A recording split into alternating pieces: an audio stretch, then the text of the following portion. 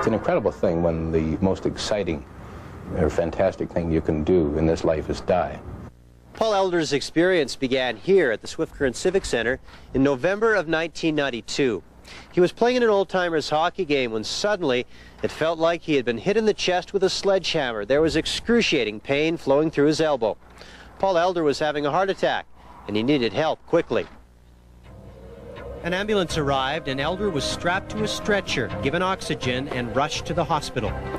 They had just gone a block when a member of the ambulance crew began asking him questions. When Elder started to answer, something strange happened. A buzzing noise started in the center of his head. It seemed like everything was closing in on him. Then there was a whooshing sound as everything went black. He couldn't see, couldn't hear, and the intense pain he felt just a few seconds before was completely gone. The sensation was most incredible. It's difficult to describe it. I had never felt better in my entire life. It was like every molecule in my body was buzzing, and it was just pure energy. A bit of a surprise to me because I seemed to be floating.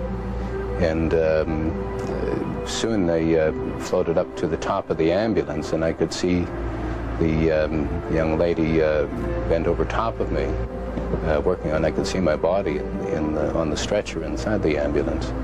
And remarkably, I had no fears or anything. In fact, it was absolute elation. I had little emotion for the body that was lying there that was me.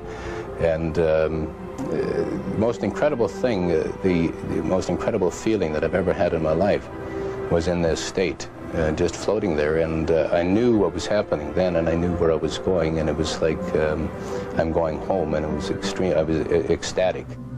Suddenly, he felt himself move through the top of the ambulance as it moved down the street. Elder then sensed a pressing need to be somewhere else as he moved quite rapidly toward a very bright light at the end of the darkness. Then, as quickly as it began, Paul Elder was back in his body in the hospital. Doctors yelling and screaming, jamming needles into his body to keep him alive. From then on, you have absolutely no fear of death. Because I know what it's all about, and I know what will happen, and it's nothing, absolutely nothing to be afraid of. In some ways, I look forward to it, but it just gives you an insight, you know, an absolute knowing, you know, that everything is fine, and that we don't end our existence here as a cold corpse in the ground. When you die and you pass on into the next stage, that when you're buried and in the ground, it really doesn't matter who won and who lost, or how successful you were, or how rich you were. The only thing that matters is how you treated people along the way.